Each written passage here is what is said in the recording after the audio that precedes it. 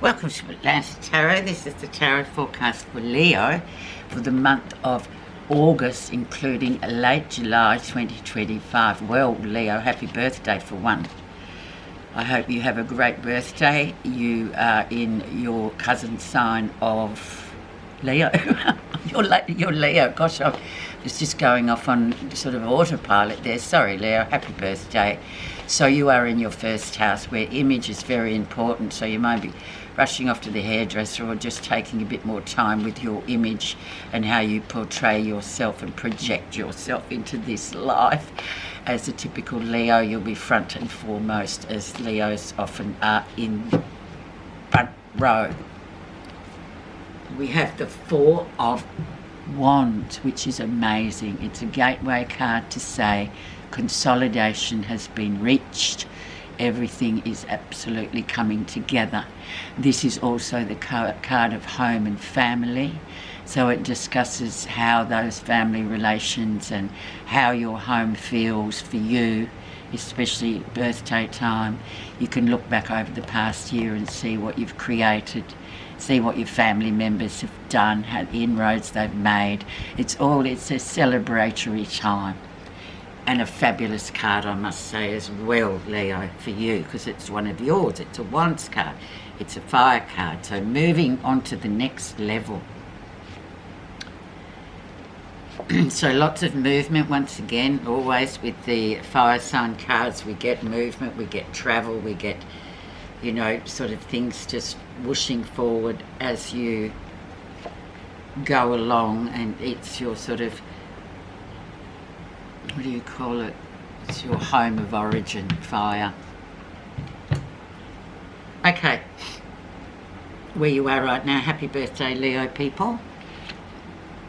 And of course you'd get a Leo card, of course you would. This is strength, the card for Leo, funnily enough. So this is all about your self-awareness. So whilst you're there with your image, physical, outer and inner, remember to be mindful of the other people around and gathering strength about learning that self-awareness. Yeah, but I might do that, but how does that affect other people in my family or in my workspace? Just really checking in on yourself to make sure that you are being aware of what's going on around you in your environments, wherever they may be. For others, sometimes it can be a really tough card because it kind of delves into the depths of our childhood and how we were brought up and our relationships to parents, especially father, and how we sort of apprehend, you know, our emotions as well in relation to other people. And I guess it really could be called a mindfulness card as well, but very big, strong, major arcana card, and it's your card. So how amazing is that? What's influenced that to come in, and the rest, and will it influence the rest of the reading? We have the Sun, and you won't believe it, another Leo card. So the Sun is the illuminator. So both of these belong to Leo. This, however, really shows the way, whether you like it or not. It shows everything for exactly how it is. There's nowhere to hide when the Sun's around. It shows everything up. It's a card for good health. It's a card for yes answer questions, yes for your questions that you have, and it just brings everything. You can see everything exactly for what it is. So it's everything laid bare, basically. So there you are going, oh yeah, I didn't see that before, but now, you know, now I've got the Sun and strength. I can see clearly exactly what's happening in my environment, and I know what I should do, and I have to utilize those skills in order to improve on myself, as we daily have to do, don't we? Let's go back into June, July and see what was going on there. All these big cards. Moral compass, the Hierophant. There it is, moral compass. Hanging in there very strong. Sort of really questioning, and your faith. It questions your faith in yourself, basically. If you are have one particular Leo who she knows who she is, has a very strong faith with her church and her belief system, but also that has helped her with her own faith in her own personal life as well, to trust her intuition, to trust her moral, usually the moral compass, as what is right and what is wrong. So that's sort of prevailing and still prevails today over this. So far, Leo, what an amazing spread you have for your birthday. Recent influences. Oh, I can't believe this. High Priestess. Keep your own counsel. So she is, High Priestess belongs to the Piscean people. So it's all about keeping your own counsel. It's high intuition. It's very intuitive. It's almost like really learning to trust your intuition to guide you through. So you've got literally the brother and sister here. So the High Priest and the High Priestess are brother and sister, literally, in terms of, you know, what we talk about on this channel. So very much keeping your own counsel. Amazing sort of insights coming through too with the High Priestess. And because you've just come out of your 12th house, which is governed by Pisces and the High Priestess, you may sort of really have honed your intuition or your intuitive skills in amazingly that last 4 weeks of June, July, because that was your 12th house. So it's quite amazing and fantastic that you have the High Priestess. So really trust your intuition and keep your own counsel. You don't need to run around and ask other people what they think. It's irrelevant. It's what you feel. It's a feeling. Okay, let's see the lesson you'll be learning. Oh. No, look, I didn't rig this. The Fool. New beginnings, new journeys, just jumping off that cliff. We don't know where we'll land, but we have the courage and we have the knowledge that risk will be involved with everything, but we're going to do it and we're going to have a really great time. So it's literally going into the unknown, but really great. And you've got all these big cards here, so it's absolutely fantastic for you, Leo. With the Fool, it's starting at 0 again and making your trek through the Major Arcana up to 22. So you couldn't get a better card, really.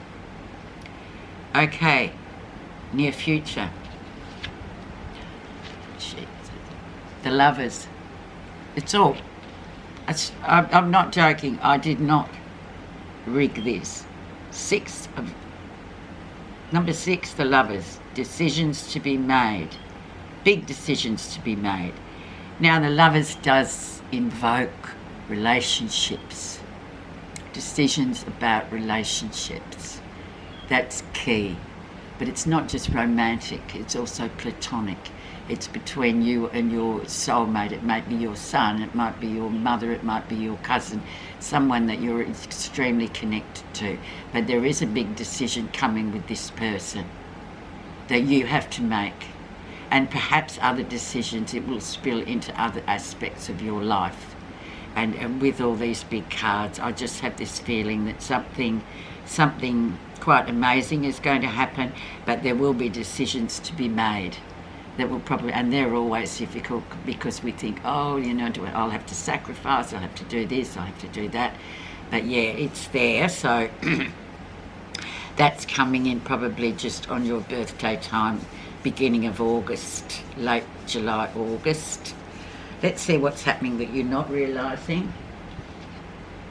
Oh, and we go back to the Minor Arcana and we have the 3 of Pentacles, so the spiritual learning card, the working well with others card. So don't forget to note that you do work well with others. You have a main common goal. But then the spiritual learning brings in teacher and student. So are you the teacher or are you the student in this relationship or in this work connection? Usually work when we get Pentacles, or family, but it's not so much on the emotional level, it's more on what you build, practical stuff.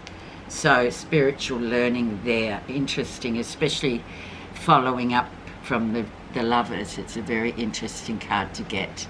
So you need to sort of pay attention to that spiritual learning. Who are you learning from and who will you be learning from this 4 weeks? Or who will you be teaching? And it can happen in all our relationships. but especially close ones. How others see you. Four of Swords, having a bit of a rest, taking your pedal off that metal. And that's good, and everybody sees that you deserve this time just to, if you can, just watch the world go by for a sec.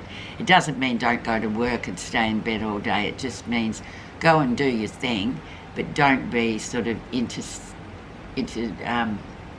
inserting yourselves in things of communication and gossip and rubbish that goes on at work, or family members bitching about one another. Just stay out and observe.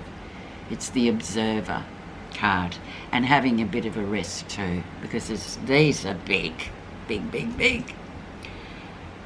Positive feelings. Another big card, Scorpio, transformation. So great transformation. You're feeling positive about this, so this is really great. This is the Scorpio card of moving from one state into another, but you've actually wanted this to happen. You've been working long and hard over the months to get to this point where you've decided, okay, I'm going to go to the gym. Okay, I'm going to stop one of my vices. I'm going to do this, I'm going to do that, and it's a slow burn. But then when you get the Scorpio death card, it means that you have transitioned and transformed through that, and you can see the sun is coming up, see here, on that bare tree. So it's spring to winter as well. It's that analogy of, you know, really trawling through the muck and then coming out and going, wow, I did it. I feel so much better.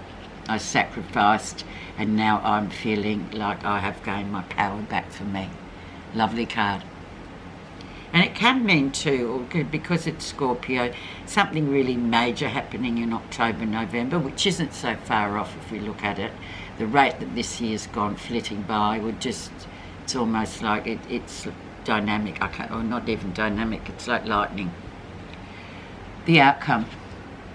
And we have the 10 of Cups, so loving your self first comes first over everything else.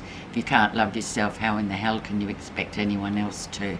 So it's really G'ing that sort of emotional stuff up for yourself and start being, yeah, well I do my best, and I am feeling quite happy with myself, but I put in a lot of energy to love myself and not to sort of be harsh on myself.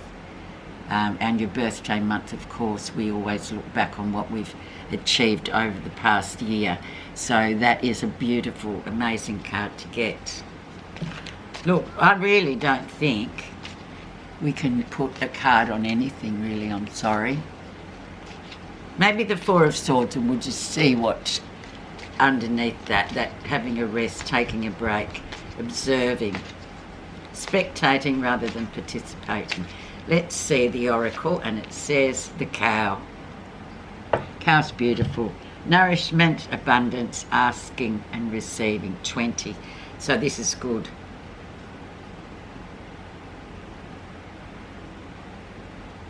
The cow says, take my milk, I can always feed you. I'll eat the grass of the god and goddesses, and in turn pass good fortune onto you.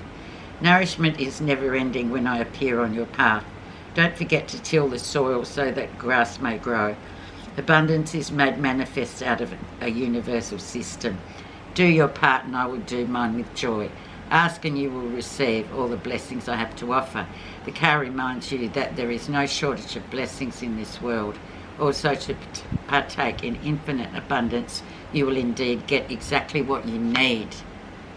Yes, 1,000,000 times. Happy birthday. I love this reading for you, but you've deserved it, so enjoy. Thank you so much for listening.